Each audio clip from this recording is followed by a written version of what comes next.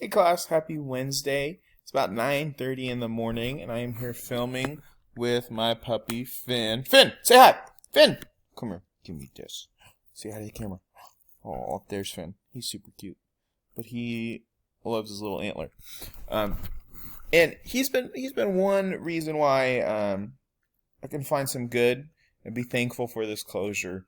Because yeah, it sucks that a virus has disrupted our lives and keeps us from going to school. And you guys definitely make life more enjoyable and fun and fulfilling than just being stuck at home and filming videos and imagining that you're listening to them. And one thing I encourage you guys to do is to find some good, find ways that find good things that are coming out of being home, stuck at home, not going to school, unable to do sports and orchestra and band and debate and your co-curriculars.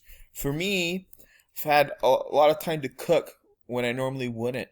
I've had a lot of time to hang out with my puppy. He has not been in his crate for about 2.5 weeks. So it's been great playing outside with him and going on little jogs with him.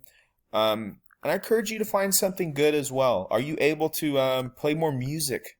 Okay, are you able to you're able to draw more, read more, or maybe you found a way to FaceTime with your friends to stay in touch. Focus on the good things, and maybe use this time as an opportunity. If you're not too busy with helping out with your family or bogged down with schoolwork, if you have extra time and you're stuck at home, think about a way that you can do something good that you would never be able to do if you were living normal life. Anyways, 15.2, mechanisms of evolution. So our lesson objective for this section is how do changes in allele frequency happen, and how do those changes cause evolution in a population. Now, I have made a video on allele frequency, what it is, and then how do changes in allele frequency happen. Hi, puppy. And now we're going to look and see when those changes happen, how do you get speciation. So with speciation, we're going to look at two ways speciation can happen: geographic isolation and reproductive isolation. Now, what makes a species? Okay, a species is a population, a group of organisms that can interbreed and they produce fertile offspring. Their babies can make more babies. So one I think is just a crazy funny example. You can have this Chihuahua, this tiny little dog, okay, and it can breed with big dogs like a Labrador, and you get a Labwini or a Chuador. Okay, this puppy is he looks very happy, looks healthy, and it can pass down its genes. It can reproduce. So even though these Chihuahuas and Labs look wildly different, and you would go, how the heck does that happen? How do these two fall in love if they're so different? But they produce fertile offspring, so they're still the same species. Now, you can have the opposite. So these two meadowlarks, western and eastern meadowlarks, they look exactly the same. I mean, maybe from this picture, this one looks a little skinnier, but that could be just because it's not eating as much. It's a little lighter in color. That could be a diet thing or just the angle of the camera. Really, they look the same, but they're classified as a different species by scientists. So how? Well, when we talk about speciation, when scientists decide that two populations are different species, those two similar populations no longer interbreed and produce fertile offspring.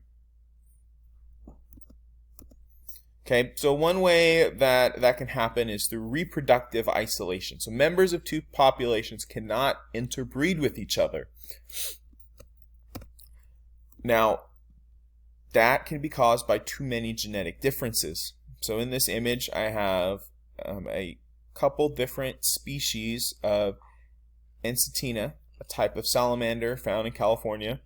Okay, from Northern California down to Southern California. Okay, they're very similar species, but they've developed genetic differences over time. Now you have this species, the Picta, versus the Claberi. They live in very different environments. Desert versus redwood forest. It's humid and foggy. Okay, different environments, they're selecting for different gene variations, different alleles, and over time, over the course of gradual change in that population, they become genetically so different that they can no longer produce fertile offspring, or they're just unable to reproduce and make any sort of salamander baby at all.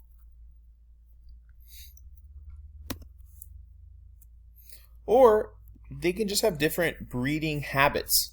So with the case of the western and the eastern meadowlark, okay, they have differences in their mating timing and behavior. So song for the meadowlark is an important way for a male to attract a mate. So this male meadowlark singing its heart out, okay, but the female just flies away, not interested. So say a western meadowlark, its courtship song does not attract a female. Okay, so that female flies away. The meadowlark's sad. Okay, and this happens, can be some sort of courtship behavior between two populations doesn't work. Whatever the male does never attracts a female of the other population.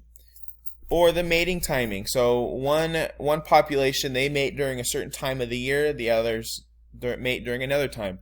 One mates during the spring, one mates during the fall. So they're never mating with each other. They're reproductively isolated. Or one mates during the day, one mates at night. So they're reproductively isolated. Or their behaviors are so different that they never mate with each other. Or you can have a case where the chromosome numbers don't match. So some error in meiosis happens. Some non-disjunction causes chromosome numbers to just double. This happens a lot in plants. So you have an event sometime in the past where this species, these are anemone plants, okay, they're diploid, but then something happens in meiosis and that number doubles. Like the chromosomes don't split at all, but that plant is able to survive and produce fertile offspring. So it's called tetraploid. But this tetraploid, it will not produce fertile offspring with the diploid anemone plant. So you've created two species, just like that. You can also have geographic isolation, where some sort of physical barrier separates a population. Now, in this example, okay, I have a species of beetles, and a river cuts through their population's habitat and range. So now you have two populations of this beetle species. They're separated. They cannot cross this river. So over the course of time, they develop so many differences because they're in a different population, and natural selection is selecting for different variations of a trait in these two different environments. And so over time, enough differences accumulate to where these two species cannot interbreed with each other. And these barriers, they can be mountains, they can be different climate differences that happen. You can have continental drift happen where two continents, they just separate, and those two populations got cut off, and now they have to evolve and respond to different environmental conditions. Okay, any sort of barrier that blocks two populations. So an example in California, there are some desert pupfishes. Pupfishes are tiny little fishes that live in desert pools, little springs you find in the desert.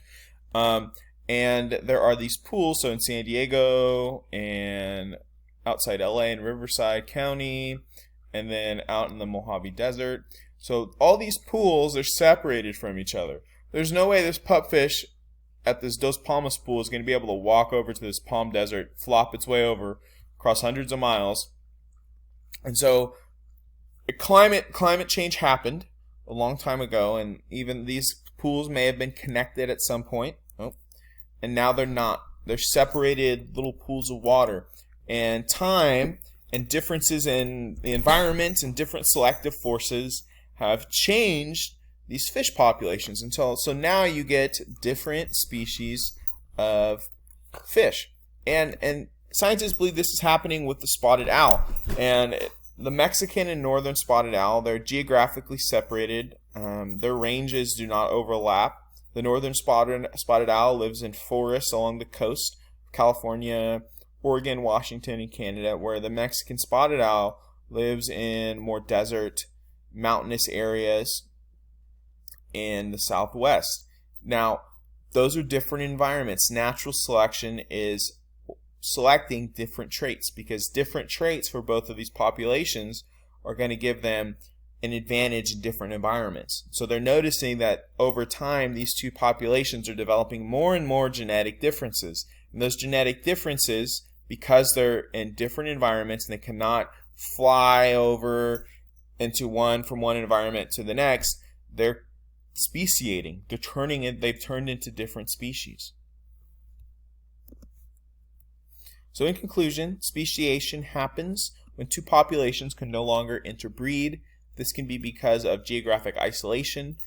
There's some physical block that keeps two populations from interbreeding, or there's reproductive isolation where genetic or behavioral differences prevent species from interbreeding. Okay, hope that helps. Keep working on the work and stay tuned in.